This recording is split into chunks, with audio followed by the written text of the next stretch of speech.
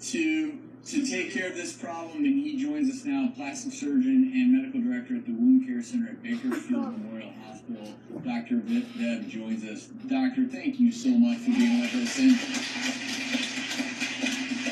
look, I have to applaud you and your team for undertaking this surgery that a lot of others didn't want to touch. How do you even go about a procedure of this size, or removing a tumor of this size? Well, first of all, it's I don't require applause. Actually, what it is it's encouragement, and it's patients like this that actually make you want to do more.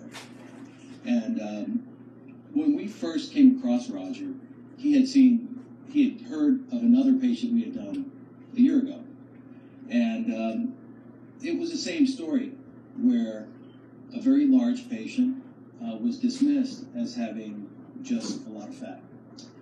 And I think as physicians, we know that everything's based on experience. So it's what we've experienced before and what we're going to do from our experience that leads to better judgment. And in this case, when Roger called me and said, look, the first thing we have to do is I have to see it. I really have to see it, because it could have been what plastic surgeons often call a pannus, which is just the growth of the abdomen, and it grows down. That's really not a tumor. That's part of the abdomen. In his particular case, he literally had something growing in the mons pubis area, which is the pubic area just above the penile area and below the abdomen. And it grew to be so big that it was pushing him forward, bowing his knees, creating a deformity of his knees, and he had a genuine problem. And so what was it, and how is it possible that something like that can grow?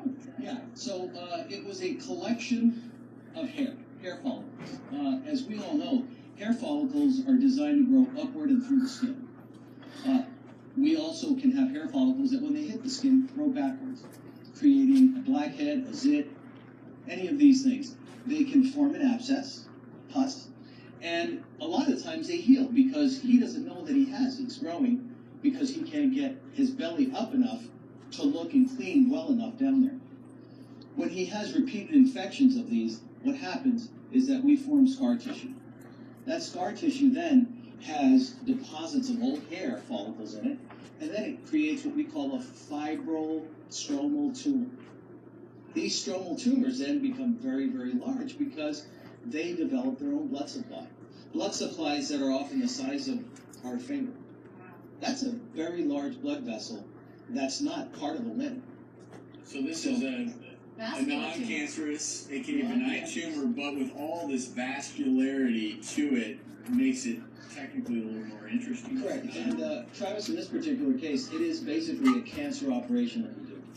You tie off the blood vessels first, as any good surgeon would do, and you identify the blood vessels ahead of time. In plastic surgery, we know that everything is dependent on the blood supply. So we have to know exactly what the blood supply is before we attack it. And that's probably the only way to approach this. How long did that surgery take? Yeah, I always hate answering that question, but the procedure itself took less than 2 hours. I know people are always amazed by it, but it is, honestly, to sound horribly brutal, it is like doing an amputation. And an amputation well designed doesn't take very long. It's the closure that takes the longest part. And this has become something, I love how, Drew, you always talk about going to someone who knows exactly what they're doing. And I love how, Dr. Dev, you and your team, this has really become a calling card for you, removing these really large tumors. Right. You're right. No one else wants to touch it because of the simple fact of death. And I think Roger will tell you, as I've told all the other patients, is I tell them one thing.